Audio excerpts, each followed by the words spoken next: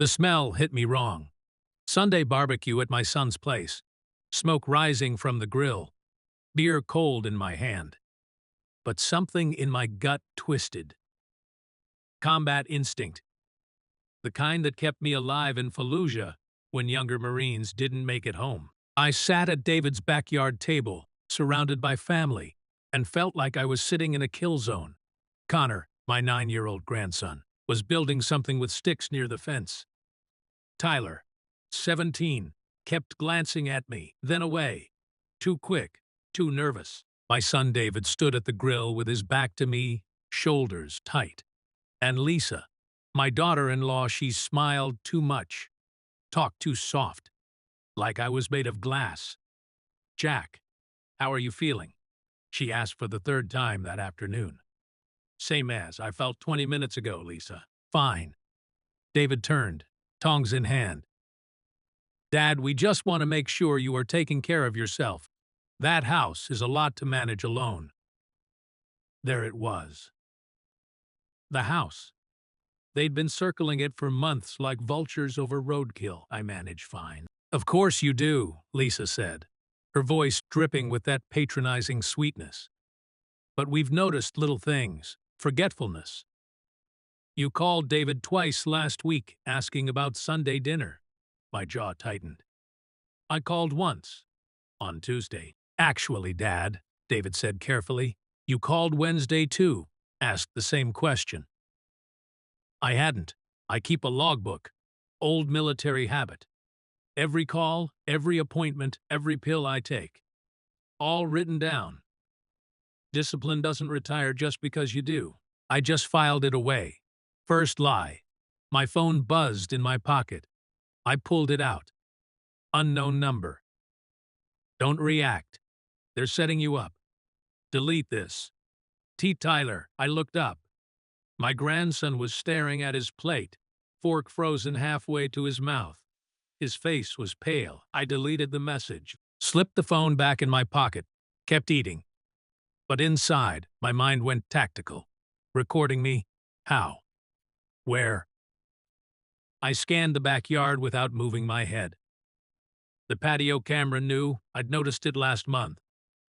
The baby monitor, Lisa said, was for Connor, sat on the windowsill, pointed right at us. They weren't just watching me. They were building a case. After lunch, I helped David clean the grill. Just the two of us, he scrubbed the grates in silence. "You doing okay, Dad?" he finally asked. "Why wouldn't I be? You just seem distant lately." Distant, forgetful, confused. They were building a vocabulary. "I am fine, son." He nodded, but didn't look convinced. "Lisa's brother, Dr. Aaron Mitchell, you remember him, right?" I remembered. Smug, expensive suit, talked down to everyone. "What about him?" "He specializes in geriatric care. Cognitive decline, dementia, that sort of thing. We were thinking maybe you could sit down with him. Just a consultation. Peace of mind." There it was, the setup. "I don't need a consultation, David. Dad, please, just think about it.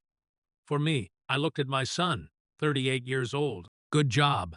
Nice house, 2 kids." And he was lying to me. I could see it in the way he wouldn't hold eye contact. "I'll think about it," I said. He smiled. Relieved. "Thanks, Dad." I drove home slowly. My house sat on a quiet street in a working-class neighborhood. Small, 2 bedrooms, bought with my VAT loan after I got out. Modest, but it was mine. I unlocked the front door and stepped inside. Everything looked normal, clean, organized. The way I kept it. But Tyler's text echoed in my head. "They're recording everything." I walked through every room, checked every corner, looked for cameras, bugs, anything out of place. Nothing. Maybe Tyler was wrong. Maybe he'd misunderstood something. Then I saw it. My pill organizer on the kitchen counter. I keep it filled every Sunday night for the week. Blood pressure meds in the morning, slot, vitamin D at lunch, fish oil at dinner. 7 days, 3 slots each, 21 pills, arranged with military precision. Wednesday's morning slot was empty, but I hadn't taken Wednesday's pill yet. It was only Sunday. I opened the organizer, checked every day. Tuesday's evening slot had 2 fish oil capsules instead of 1. Thursday's lunch slot was completely empty. Someone had rearranged my pills, not randomly, deliberately. I stood there, staring at that pill organizer, and felt the old combat instincts kick in. The heightened awareness, the cold clarity. This wasn't age. This wasn't forgetfulness. This was an operation, and I was the target. The next morning, I went to check my mail. The mailbox was empty. I'd seen the mailman deliver 20 minutes ago. Watched him from my kitchen window. He'd put something in my box. I was sure of it. I walked back inside. Saturday at my kitchen table. Waited. This time, there was mail. A grocery store flyer, a bill from the electric company, and a letter from the VA. I opened it slowly. Department of Veterans Affairs. Cognitive evaluation results. Dear Mr. Reynolds, this letter is to inform you that your recent cognitive evaluation has raised concerns regarding your current mental capacity. Based on the results, we recommend immediate follow-up with a specialist to discuss care options and potential guardianship arrangements. Please contact our office at your earliest convenience. I read it 3 times. Cognitive evaluation. I'd never had a cognitive evaluation. I grabbed my logbook, flipped back through 6 months of appointments, VAT checkups, dental, cleaning, physical therapy for my knee. Every appointment logged, dated confirmed. No cognitive evaluation. Someone had sent me a fake letter on official VA letterhead. My hands didn't shake. They never did. But my pulse was up. Controlled rage, the kind I'd learned to channel in the field. I pulled out my phone and called the VA. Veterans Affairs. How can I help you? This is Jack Reynolds. Veteran ID 7743 to 9921. I received a letter about a cognitive evaluation. I need to verify it. Keyboard clicking. 1 moment, sir. Long pause. Mr. Reynolds, I am not showing any cognitive evaluation scheduled or completed for you in the past 12 months. Can you confirm the letter's authenticity? I can read you the reference number. More clicking! Sir, that reference number doesn't exist in our system. My jaw tightened. So this letter is fake. I can't confirm that, sir. But it is not from us. I thanked her and hung up. Fake letter, rearranged pills, missing mail that reappears later. Tyler was right. They were building something, a narrative. Evidence of cognitive decline that didn't exist. But why? My house, my savings, my independence. David and Lisa wanted control, and they were willing to lie, forge documents, and gaslight me to get it.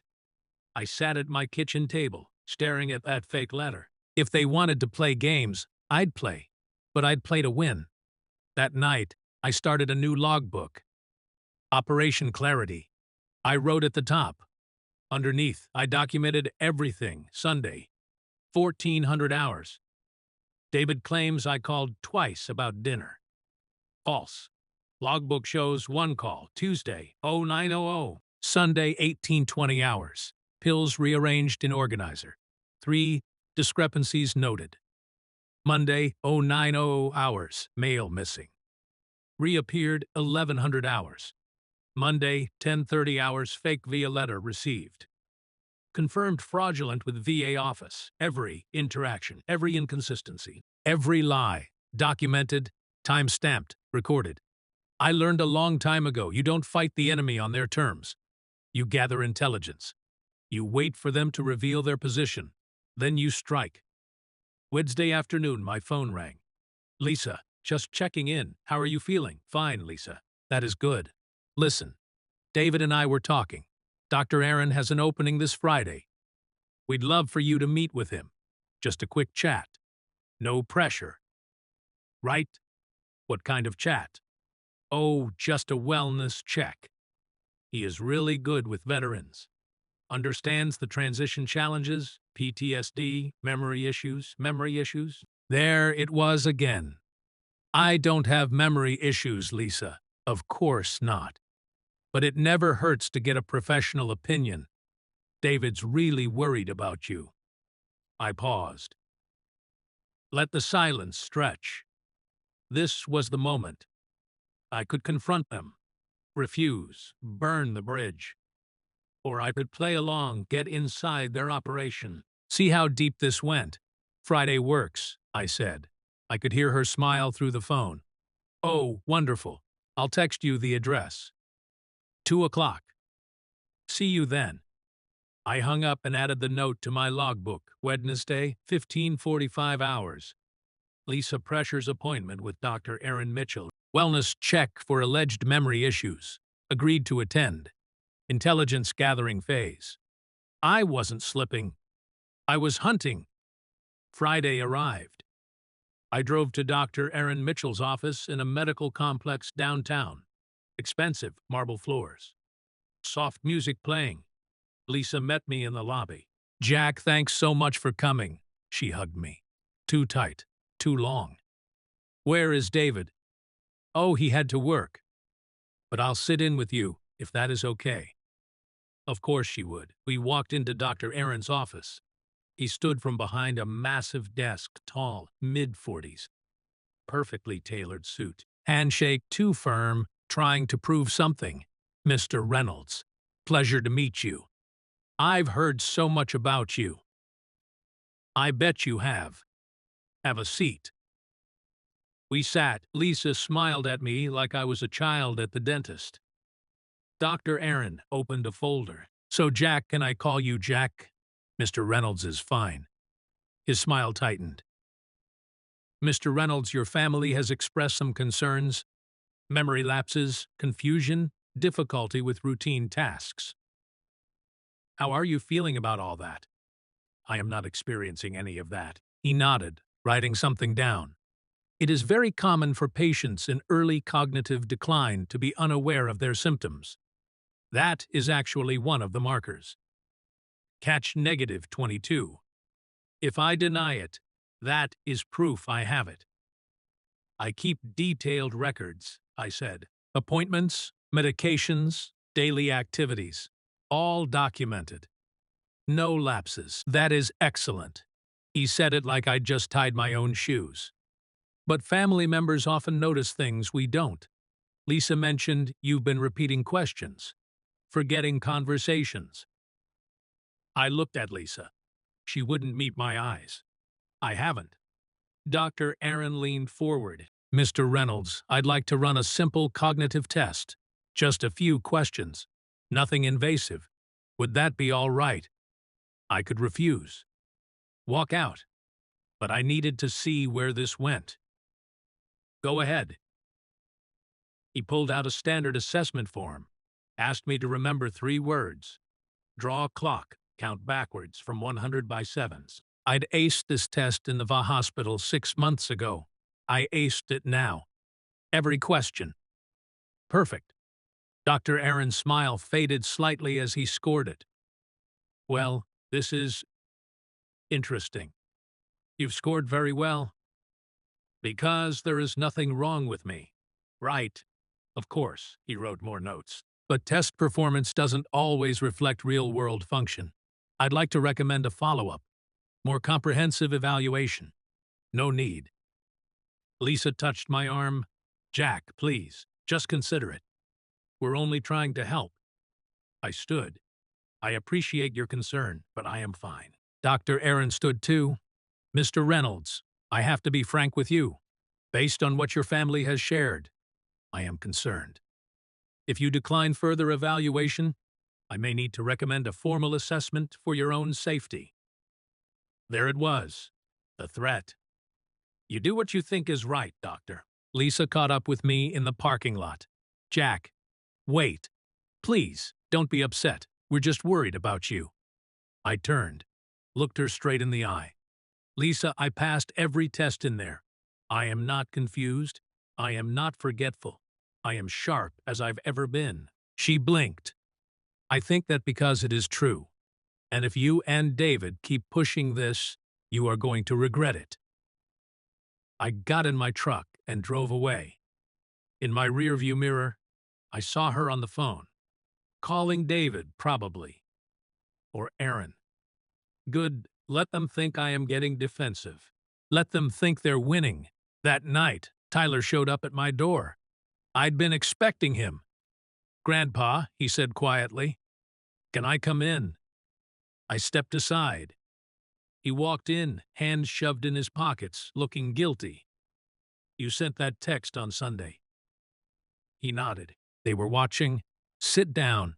Tell me everything." We sat at my kitchen table, the same table where I'd eaten breakfast every morning for 15 years. Tyler took a breath. "I found the files on Dad's laptop. 2 months ago, I was looking for my English paper and I saw a folder called Dad Documentation, emails between Mom and Uncle Aaron, talking about how to prove you are not capable of taking care of yourself." My hands stayed flat on the table.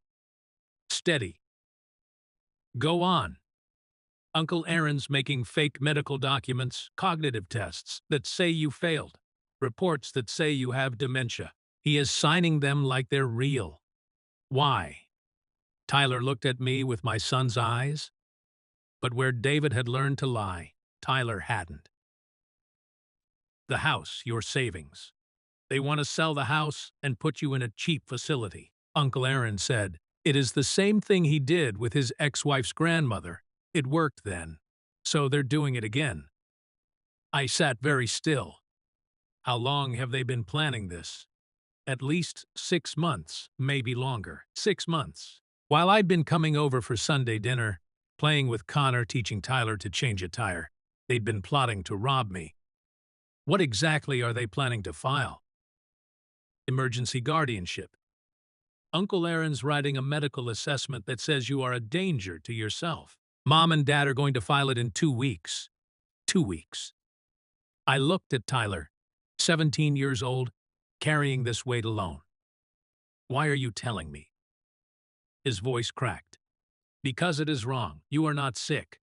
Grandpa, you are the sharpest person I know, and they're lying. They're lying about you, and I can't just watch it happen." I reached across and squeezed his shoulder. "You did the right thing." "What are you going to do?" I smiled.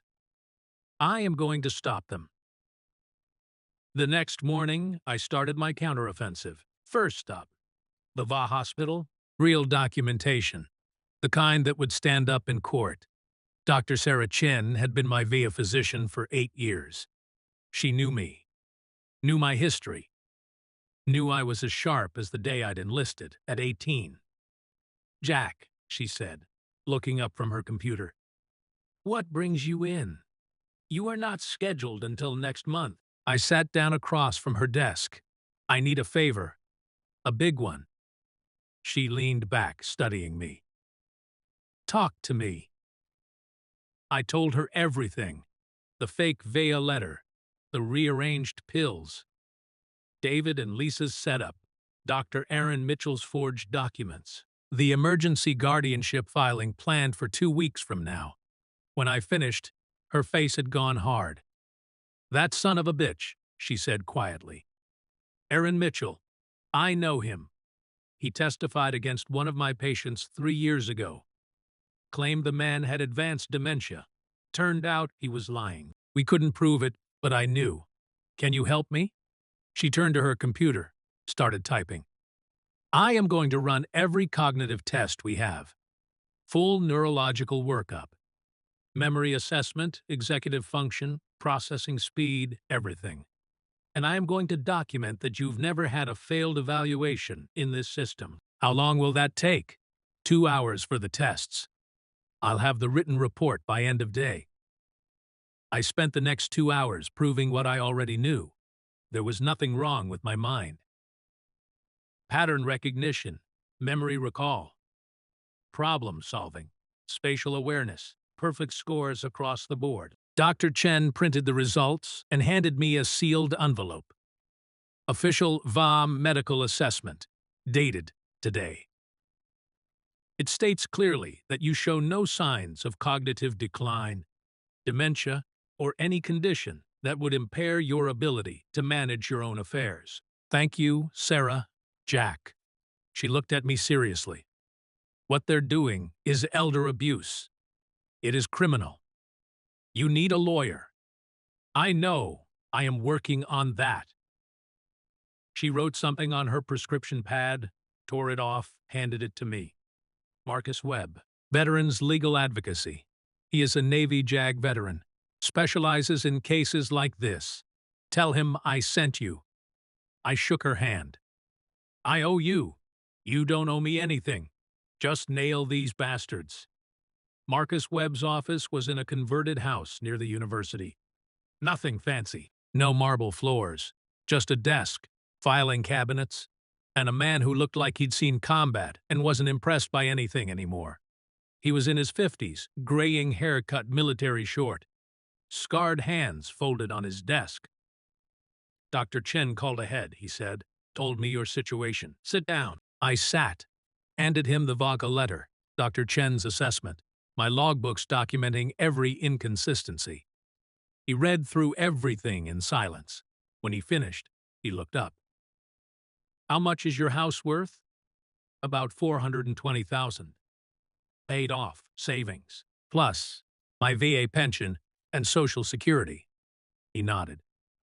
So we're looking at over $600,000 in assets. That is motive enough. They're planning to file emergency guardianship in 2 weeks. Based on forged medical documents from Dr. Aaron Mitchell. Yes, Marcus leaned forward. Here is what is going to happen. They file their petition. They present their forged evidence. The judge, who sees 10 of these cases a week, is inclined to err on the side of caution. You get appointed a guardian ad litem to investigate. But that takes time. Meanwhile, they get temporary emergency guardianship. Within 48 hours, they've moved you to a facility, listed your house for sale, and gained access to your accounts. My jaw tightened. How do we stop it? We don't stop it. We let them do it. I stared at him. He smiled. You are a Marine, right? You understand tactical advantage. They think they're running this operation. They think they've planned for every contingency. They think you are either too old or too confused to fight back. So we let them think that. Exactly. We let them file. We let them present their fake evidence. We let them commit fraud in front of a judge. And then we destroy them. He pulled out a legal pad, started writing. Here is what we need. First, documentation that their medical evidence is fabricated. We have Dr. Chen's assessment. We need the metadata on Dr. Mitchell's documents showing when they were created and on what device. Tyler can get that. He has access to their computers. Good. Second, we need proof they've been planning this. Emails, text messages, recorded conversations, anything showing intent to defraud. Tyler found emails between Lisa and Aaron. I can get him to copy everything. Marcus wrote it down. Third, we need to prove you are competent, not just medically, functionally. I want you to keep doing everything you normally do, but document it. Time-stamped photos, witnesses, receipts. Show you are managing your life perfectly. I can do that. And fourth, he looked at me. I need you to act confused, just enough to make them comfortable, lower their guard, make them think their plan is working. Psychological warfare, exactly. You are going to give the performance of your life. Forget small things. Repeat questions. Act just concerned enough that they think you are starting to believe you really do have a problem. And then we go to court. They present their fake evidence, and we hit them with everything we've got. Medical fraud, elder abuse, forgery, conspiracy. By the time we're done, David and Lisa won't just lose the guardianship petition, they'll lose everything. I stood up, shook his hand. When do we start? You already did. Keep doing what you are doing. Document everything. And Jack, he met my eyes. Don't tip your hand, no matter how angry you get, no matter how much you want to confront them. Don't. The only way this works is if they think they're winning right up until the moment they lose. That night, Tyler came back. I copied everything, he said, hands shaking. All the emails between Mom and Uncle Aaron, the fake medical documents, the property listing agreement they already signed with a real estate agent, the guardianship petition they're planning to file. Everything. I plugged a USB into my laptop. The files loaded slowly. One by one. Email from Lisa to Aaron. We need more documented incidents. Can you add a few more episodes to the assessment? Maybe wandering, leaving the stove on. Aaron's response. Done. I've backdated 3 incidents to last month. No way to verify either way. David to Aaron. How soon can we file? Aaron. 2 weeks. I'll submit the medical assessment to the court the day before. Emergency petition. Judge won't have time to investigate.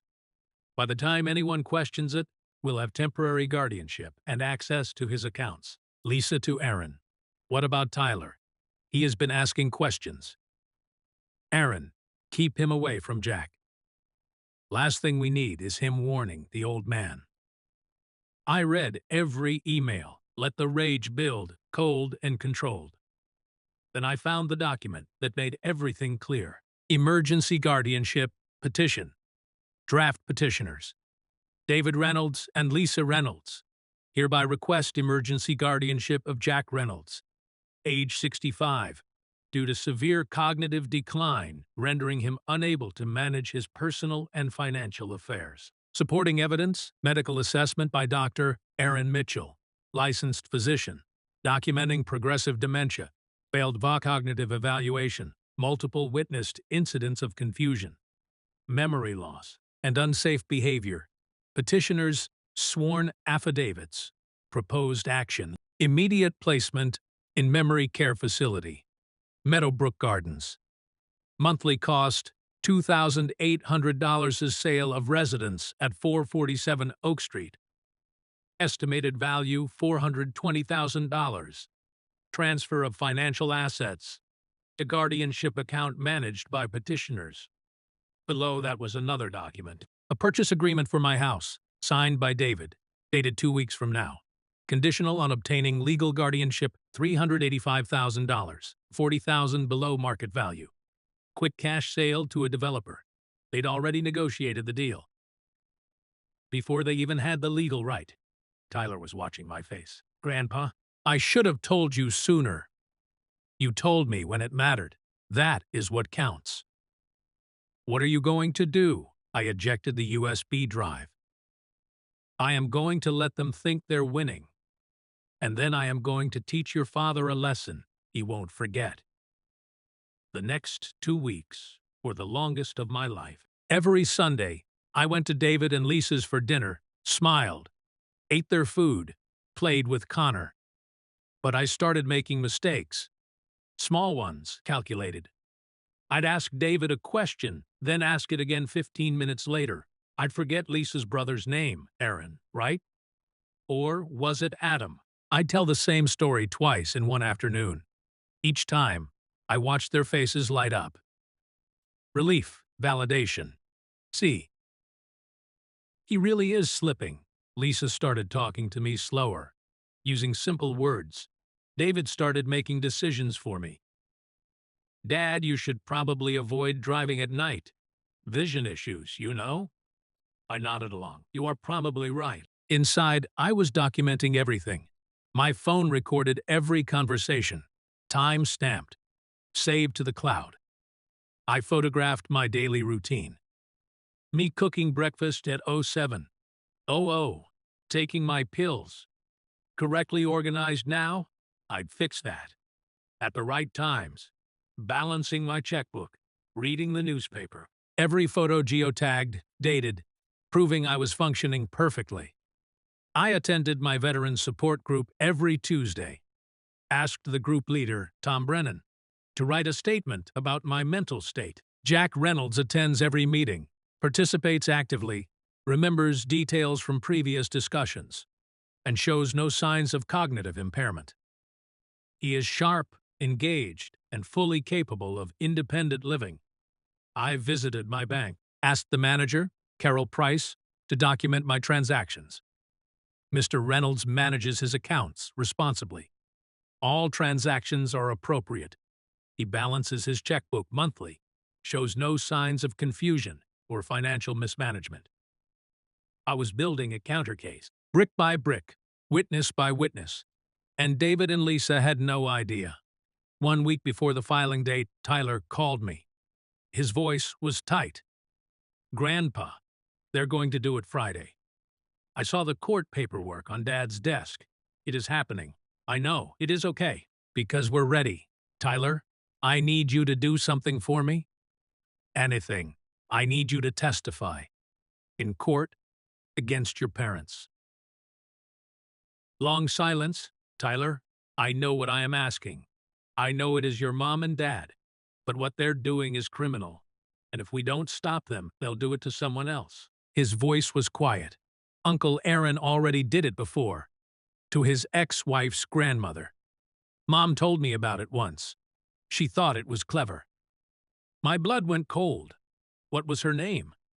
I don't know, but it was about 3 years ago, right before the divorce. I called Marcus immediately. A woman, elderly, victim of a guardianship scam by Dr. Aaron Mitchell, about 3 years ago. His ex-wife's grandmother. I am on it. 2 days later, Marcus called back. Found her, Helen Porter, age 78, lives in Meadowbrook Gardens, the same facility David and Lisa want to put you in. Mitchell got guardianship.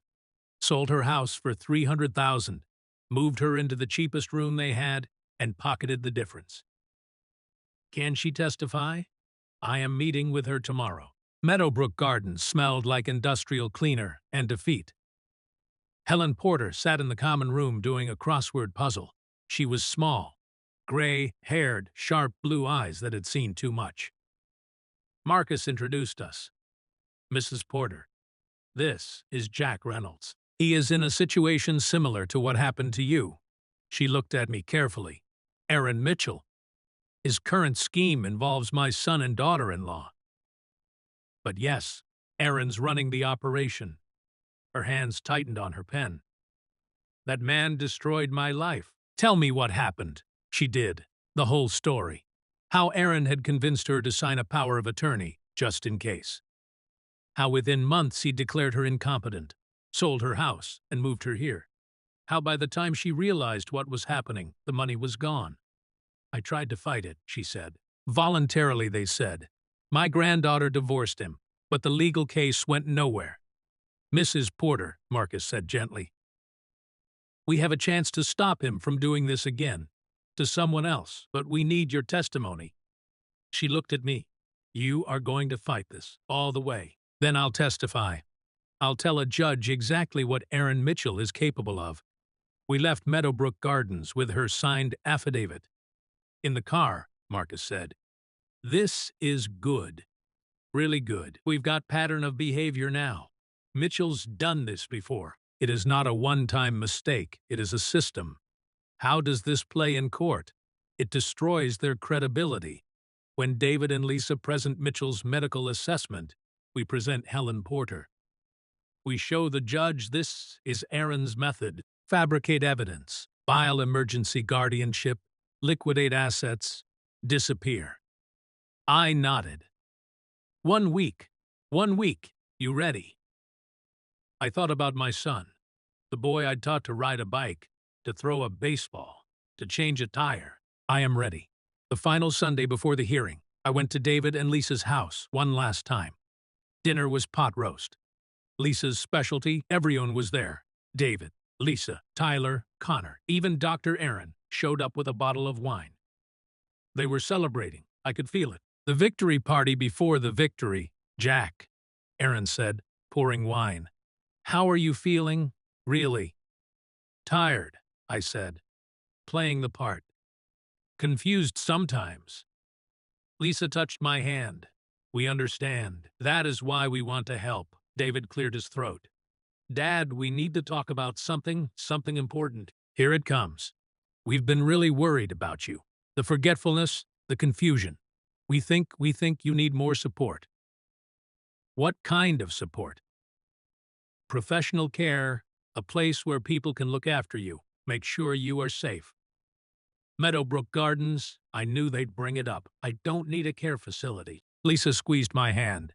Jack, we know this is hard, but it is for your own good. We've already looked into a wonderful place. Very affordable. You'd have your own room.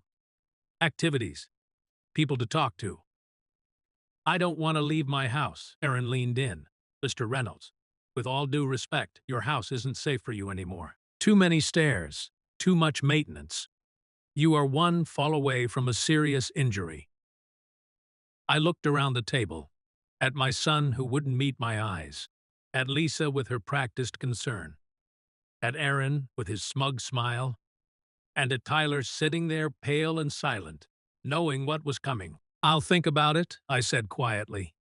David's face lit up. Really? Laylee? They thought they'd won. I could see it, the relief, the excitement. After dinner, as I was leaving, David walked me to my truck. Dad, I am really proud of you for being open to this. I know it is not easy. No, I said. It is not. He hugged me. We're just trying to take care of you. I hugged him back and thought about how this was probably the last time he'd ever hug me. Tomorrow, everything changes. That night, I couldn't sleep. I sat in my living room, in the chair, where I'd sat for 15 years, and looked around at my house. My life was in these walls. Photos of my Marine unit, my wife's painting over the fireplace, the flag they'd given me at her funeral, books I'd read, furniture I'd chosen, memories in every corner. And my son wanted to take it all away. For money. I thought about calling him. One last chance to back down, but I knew he wouldn't. He'd gone too far, committed too much. So I did what I'd learned to do in combat.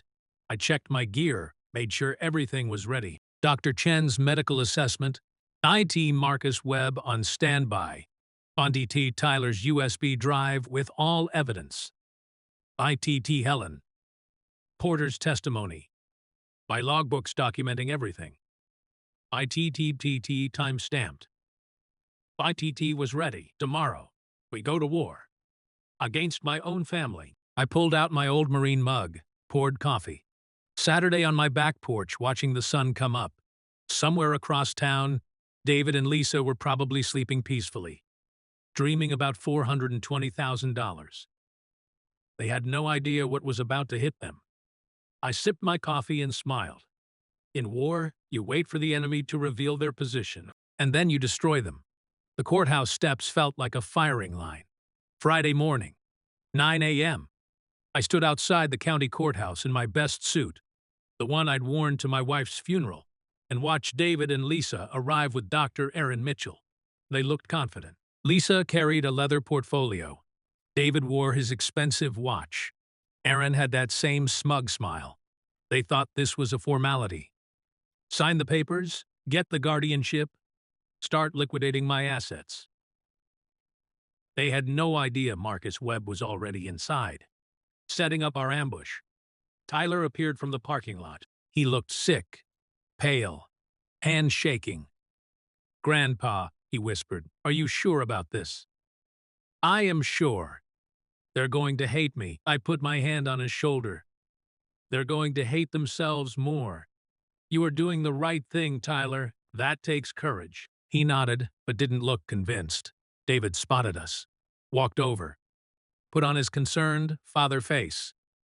"Dad, thanks for coming. I know this is hard." "Yeah," I said quietly, playing confused. "One last time. I am not sure I understand what is happening." Lisa touched my arm, gentle. "It is okay, Jack. We're just going to talk to a judge. Make sure you are taken care of. Nothing scary. Nothing scary." They were about to commit felony fraud, and they were telling me not to be scared. Aaron checked his watch. "We should head in. Hearings at 9:30. We walked into the courthouse together, up the stairs, down a hallway that smelled like old wood and broken families. Courtroom 4B. Marcus was waiting inside. He caught my eye. nodded once. Everything was ready. The judge was a woman in her early 60s. Judge Patricia Hendricks. No-nonsense expression. She'd been a prosecutor before taking the bench. Marcus had briefed me. She hated fraud, especially elder abuse. Perfect. We sat down. David and Lisa on one side with Aaron. Me and Marcus on the other. Tyler sat in the gallery, looking like he might throw up. The bailiff called the case. Emergency guardianship petition. David Reynolds and Lisa Reynolds versus Jack Reynolds. Judge Hendricks looked at the file. This is an emergency petition for full guardianship based on alleged cognitive decline. David's lawyer stood up. Young guy. Expensive suit. Probably thought this was an easy win. Yes, Your Honor. The petitioners are concerned for Mr. Jack Reynolds' safety and well-being. We have medical evidence showing severe cognitive impairment requiring immediate intervention. What evidence? A comprehensive medical assessment by Dr. Aaron Mitchell, a licensed physician specializing in geriatric care. The assessment documents progressive dementia, unsafe behavior, and inability to manage basic daily tasks. The lawyer handed the report to the bailiff. Judge Hendricks read through it slowly. I watched her face. Saw her eyebrows raise slightly at certain sections. This is quite detailed, she said. Dr. Mitchell, you conducted this evaluation. Aaron stood. Yes, Your Honor. Over the course of 6 weeks, I observed Mr. Reynolds in multiple settings. The cognitive decline is unmistakable. And you are related to the petitioners how? I am Mrs. Lisa Reynolds' brother, I see. Judge Hendricks made a note. Continue. David's lawyer presented more documents. The fake VEA letter claiming I'd failed a cognitive evaluation. Affidavits from David and Lisa describing my alleged confusion and forgetfulness. A property assessment showing my house needed to be sold for my own good. It was a perfect case, airtight, convincing. If it had been true, Judge Hendricks looked at me. Mr. Reynolds, do you have representation? Marcus stood. Marcus Webb, Your Honor. Veterans Legal Advocacy. I represent Mr. Reynolds. You are objecting to this petition? Strenuously, Your Honor. David's lawyer smirked. Like this was going to be easy. Judge Hendricks checked her schedule. I have 45 minutes. Make your case, Mr. Webb. Marcus opened his briefcase. Your Honor, everything the petitioners just presented is fabricated. The medical assessment is fake. The VA letter is forged. The affidavits are lies. This isn't a guardianship case. It is elder abuse disguised as family concern. Lisa grabbed his hand. Aaron's smile disappeared. Judge Hendricks leaned forward. Those are serious allegations, Mr. Webb. I have serious evidence, Your Honor. He pulled out the first document. Dr. Sarah Chen's official VA medical assessment. This is from Mr. Reynolds' actual VA position, Dr. Sarah Chen. Dated 3 days ago. It shows Mr. Reynolds completed a full neurological and cognitive workup. Perfect scores across every metric. No signs of dementia, cognitive decline, or any impairment whatsoever. He handed it to the bailiff. Judge Hendricks read it carefully. The VAVA letter the petitioners submitted claims Mr. Reynolds failed a cognitive evaluation last month, Marcus continued. But according to Dr. Chen's records and the AA database, no such evaluation ever occurred. That letter is a forgery. Do you have proof? Yes, Your Honor. Marcus pulled out a printed email from the VASHA. This is from the VA Records Department confirming the reference number on that letter doesn't exist in their system. It is fake. David's lawyer stood up. Your Honor, this is... Sit down, Judge Hendricks said quietly. I want to hear this. Marcus continued. Dr. Aaron Mitchell's medical assessment claims he observed Mr. Reynolds over 6 weeks in multiple settings. But Dr. Mitchell saw Mr. Reynolds exactly once, for 45 minutes, in his office 2 weeks ago. How do you know that? Because Mr. Reynolds documented. Marcus handed over my logbook. Mr. Reynolds is a retired Marine. He keeps detailed records of every appointment, every interaction, every day. His log shows one meeting with Dr. Mitchell. One, not 6 weeks of observation. Judge Hendricks flipped through my logbook, saw the meticulous entries, daily routines, appointments, medications, everything time-stamped and organized. This is very detailed, she said. Military discipline, Your Honor. Mr. Reynolds has kept logs like this for 40 years. That is not the behavior of someone with dementia. Marcus pulled out more documents. Time-stamped photos of me cooking, gardening, balancing my checkbook, reading. These photos show Mr. Reynolds' daily routine over the past 2 weeks. Fully functional, independent, competent. Then came the character statements. Tom Brennan from my veterans group, Carol Price from my bank, my neighbors, all saying the same thing. Jack Reynolds is sharp, capable, and shows no signs of impairment. David's lawyer tried to interrupt.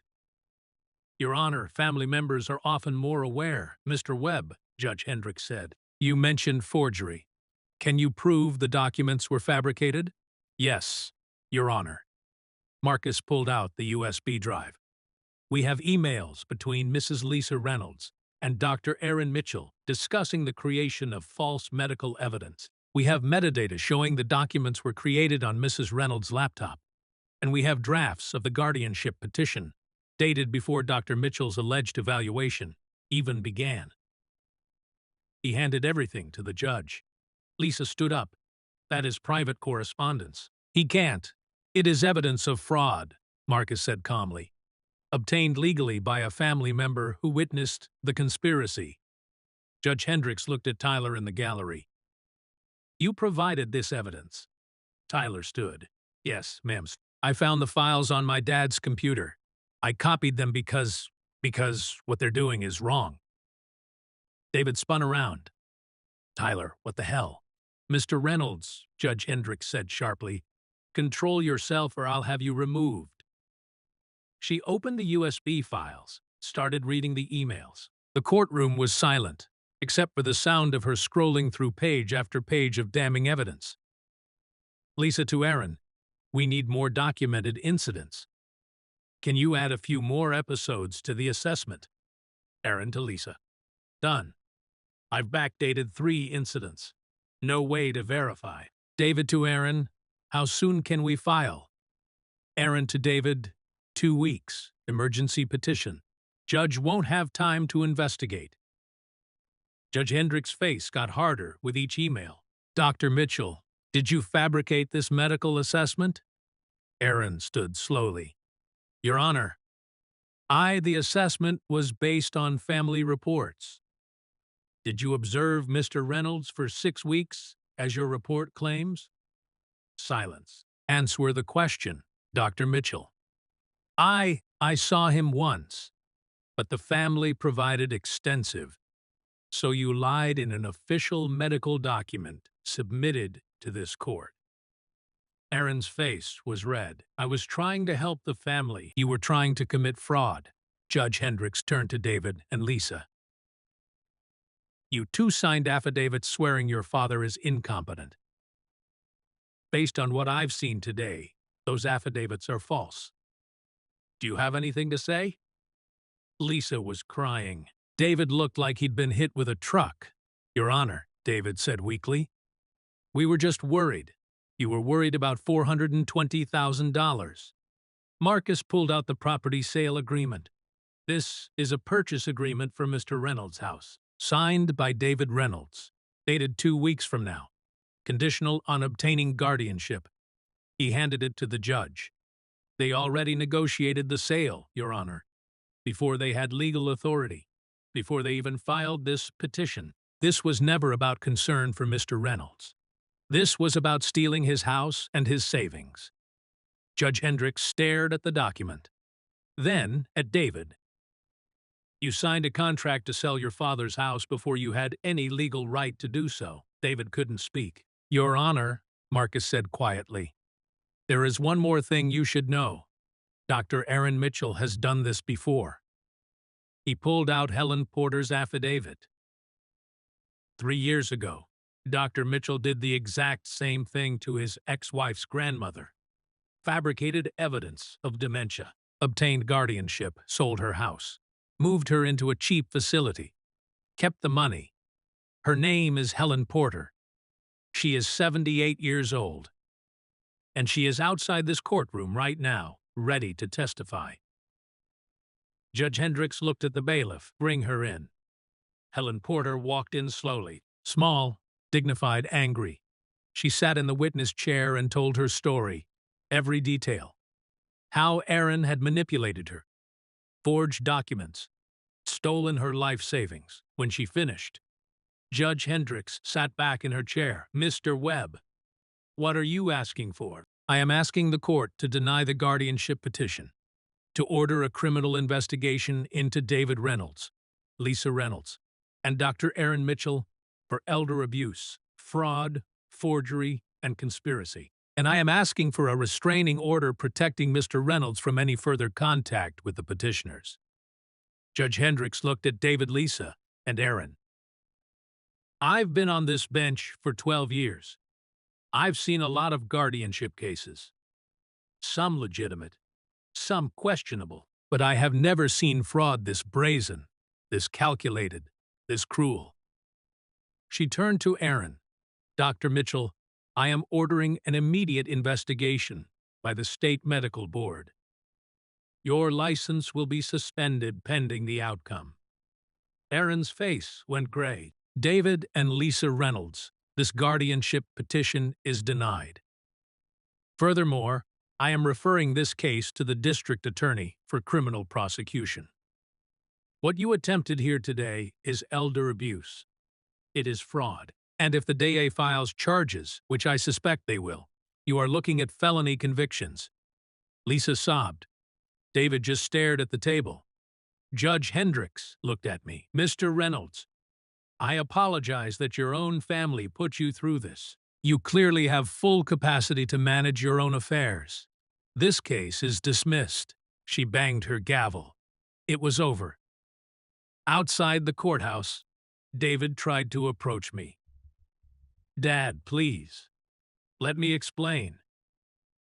Marcus stepped between us. Restraining order, Mr. Reynolds. David's face crumpled. Dad, I am sorry. We made a mistake.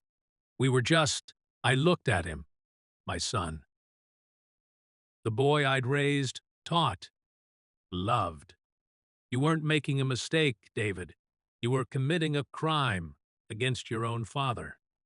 I know. We can. There is nothing to fix. You wanted me declared incompetent. You wanted to steal my house. You were willing to put me in a facility and throw away the key. All for money. It wasn't about the money. Don't lie to me. My voice was cold. You already sold my house before you even had the legal right. You calculated every dollar, planned every step. The only thing you didn't plan for was me fighting back. Lisa grabbed David's arm. Jack, please. We have kids. If they file criminal charges, you should have thought about your kids before you tried to rob their grandfather. I turned and walked away. Grandpa, I am so sorry for all of it. I pulled him into a hug. You did the right thing, Tyler. That took more courage than anything I did in the Marines. What happens now? Now I go home. And you? I looked at him. You are welcome at my house any time. Your parents made their choice. You don't have to live with the consequences. He nodded, tears in his eyes. Marcus joined us. Day's office called their filing charges Monday. Fraud, elder abuse, forgery, conspiracy, all felonies. What is the likely outcome? 2 to 5 years each, probably. Aaron will lose his medical license permanently. David and Lisa will lose their jobs, their reputations, everything. I should have felt satisfaction. Victory, instead, I just felt tired. What about Connor? I asked, David's youngest, 9 years old. Social services will investigate. If David and Lisa both go to prison, he'll need a guardian. I thought about my grandson. Innocent in all this. About to lose his parents because of their greed. I'll petition for custody, I said. Marcus raised his eyebrows. He is my grandson. He shouldn't suffer because his parents are criminals. 6 months later, I sat on my back porch watching the sunset. Connor was in the yard building something with sticks. Tyler was inside making dinner. He'd moved in after his parents were convicted. David got 4 years. Lisa got 3. Aaron got 5 and lost his medical license permanently. They tried to steal my house, my savings, my independence. Instead, they lost everything. Their freedom, their son, their reputation, their future. The community knew what they'd tried to do. The story had made the news. Everyone knew. Connor ran up to the porch. Grandpa, look what I built. I looked at his stick fort. That is impressive, buddy. Can Tyler and I camp in it tonight? We'll see. Go wash up for dinner. He ran inside. Tyler came out with 2 mugs of coffee, handed me one, Saturday down next to me. You doing okay? I asked. Yeah. I got accepted to state. Full ride on the Veteran Dependent Scholarship you helped me apply for. That is good. Really good. Grandpa. He looked at me. Do you ever regret it? What you did to Mom and Dad? I thought about it, really thought about it. I regret that it was necessary. I regret that they put me in a position where I had to choose between protecting myself and protecting them. But do I regret stopping them? I shook my head. Number what they tried to do was wrong, and if I'd let them get away with it, they would have done it to someone else. Like Helen Porter. We sat in silence for a while. The sun dipped below the horizon. Orange and purple sky. Tyler, I said quietly. You asked me once what I was going to do? You remember what I said? You said you were going to stop them. Number, I said I was going to teach your father a lesson he'd never forget. Tyler looked at me. In war, I said. You wait for the enemy to reveal their weakness. You let them think they're winning. You let them get confident, careless, overextended. And then you strike. Fast, decisive, overwhelming. I took a sip of coffee. Your father thought I was weak, old, confused. An easy target. He revealed his whole plan because he underestimated me. And that is the lesson he learned in that courtroom. What lesson? I looked at Tyler, at this 17-year-old kid who'd stood up to his own parents because it was right. Never underestimate your enemy, and never, ever mistake age for weakness. Tyler smiled. I'll remember that. Connor came running back out. Dinner's ready. We went inside, the 3 of us. A family rebuilt from the wreckage of greed and betrayal. My house was still mine, my independence preserved, and I'd gained 2 grandsons who understood that doing the right thing sometimes means standing against the people you love. That night, after the boys went to bed, I sat in my living room and looked at the photos on the wall. My Marine unit, my wife, my life. David wasn't in any of those photos anymore. I'd taken them down. He'd made his choice. Now he was living with it. And me? I was home. Strong, free, victorious. Not through violence, through strategy, discipline, and the kind of strength that only comes from knowing who you are and refusing to let anyone take that from you. I pulled out my old Marine mug, poured the last of the coffee. Saturday on my porch in the darkness. Somewhere across town, David and Lisa were in prison cells. Aaron was probably looking for work, his medical career destroyed. And I was here, in my house, on my porch. Exactly where I belonged. I raised my mug to the night sky. Semper Fi, I whispered, always faithful. To myself. To doing what is right, no matter the cost. The stars looked back, and for the first time in months, I felt at peace.